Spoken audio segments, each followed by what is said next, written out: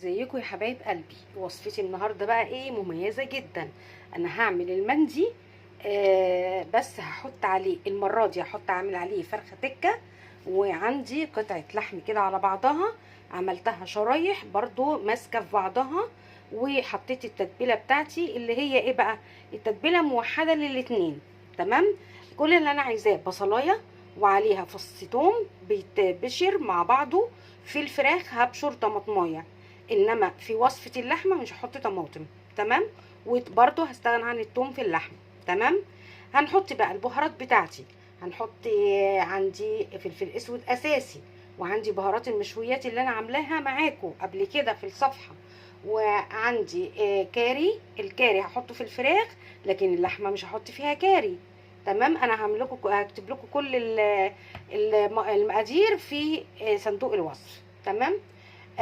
هنحط كمان عندنا بصل باودر، توم باودر، حبة ملح. هنا في الفراخ هرش رشة مرقة فورية، لكن في اللحمة مش هحط مرقة دجاج. وهعمل التتبيلة بتاعتي اساسي بقى فيها مستردة، وحاطه فيها هنا اللي مزوده في الفراخ كاتشب، لكن في اللحمه مش حاطه كاتشب. كيس كاتشب صغير كده، ومعلقه كبيره من الصوص الباربيكيو. ده اساسي في الاتنين. تمام. يبقى احنا مستبعدين هنا الثوم والطماطم في اللحمه، لكن هي في الفراخ موجوده اللي هي الثوم والطماطم. تمام. اللي عندي المستردة محطوطة في الاتنين، الباربيكيو موحد في الاتنين. تمام. في التتبيلتين. كده خلاص التتبيله بتاعتنا. اهم حاجه برضو معلقه الخل هنا ومعلقه خل هنا، ومعلقتين زبادي هنا ومعلقتين زبادي هنا، بيطري لي النسيج وبيخليه جوسي. الفرخه بتاعتنا هغسلها بعد ما انقعها في محلول النقع. هبتدي اشرحها زي ما انتم شايفين كده، وادقها كده من المدق اللي هو بتاع اللي هو الهمبرجر او البوفتيك. هبتدي افتح برضو الفرخه شويه كده عشان تبقى مفتحه وما تاخدش معايا وقت في التتبيله. تمام. انا ولعت الفرن دلوقتي، هحطها في الفرن شويه. عندي اللحمه انا جايبه لها كيس حراري. انا هحط دلوقتي اللحمه جوه الكيس الحراري، وهبتدي اخرمه واربطه، واحط شويه ميه، كوبايه ميه جوه الصينيه بتاعتي. تمام. كده يبقى احنا عملنا التتبيلات بتاعتنا، وزودت كمان شويه روزماري هنا وهنا، حبه زعتر صغيرين مع الفراخ، لكن اللحمه روزماري بس.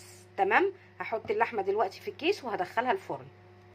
وكده انا خلاص بقى هدخلها على قاعده الفرن الاول من تحت، وبعد كده هبتدي بعد ما تستوي افتح عليها الشوايه شويه. تمام. بالنسبه للاتنين ممكن الفراخ تستوي اكتر من اللحمه، تاخد الشوا بتاعها في الوش هتاخد اكتر من اللحمه.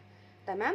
بعد ما تخلص هوريها لكم. بقى هبدا اعمل في الرز. قطعت بصلايه صغيره كده تقطيع رفيع، وحطيت عليه ورقتين لورا وفصين حبهان ونص عود قرفه وواحده لومي، وهرفعهم على البوتاجاز بس تقليبه كده يا دوبك يدبل بس البصل معايا. وعندي شوربه ماسوره انا هسقي بيها المندي. انا عايزاه كده بجوسي جميل طري كده سهل، لان الرز البسمتي اصلا بيبقى ناشف شويه كده. دبل خلاص البصل معايا معلقه كبيره اللي هي البهارات المندي. تمام. وهبتدي اقلبها عشان تاخد اللون الجميل بتاع المندي، وهنزل عليها بالشوربه بتاعه الماسوره. لو عندك اي شوربه ماشي مفيش مشكله. كده بقى خلاص ظبطي الملح وخلاص. سيبيها تغلي وبعدين هنرمي فيها الرز. كده غليت خلاص، هرمي فيها بقى الرز. خلاص كده بقى هغطي عليه لحد ما يتشرب. اول بقى ما يتشرب الرز كده تجيبي كيس شفاف وتحطيه على الغطا، وهنبتدي نغطي بنكتم البخار عشان يستوي المندي. كده خلاص الرز خلص.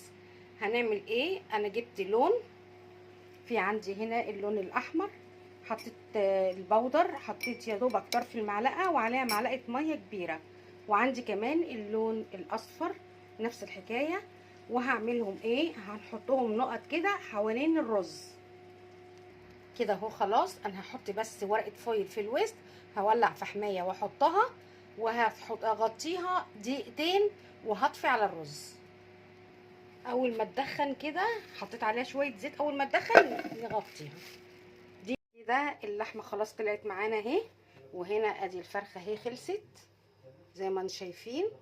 تمام. وادي الرز عندي اهو بعد ما خلص قلبناه، وهبتدي اغرفه دلوقتي. كده خلاص زي ما انتم شايفين اهو بعد ما اتغرفت الصينيه. ومعانا الصوص بتاعنا اللي هو الدقوس، عباره عن طماطم وبصله وقرن فلفل رومي وفصين توم وشويه خل وحبه ملح وحبه فلفل اسود، واضربيهم في الخلاط وخلاص.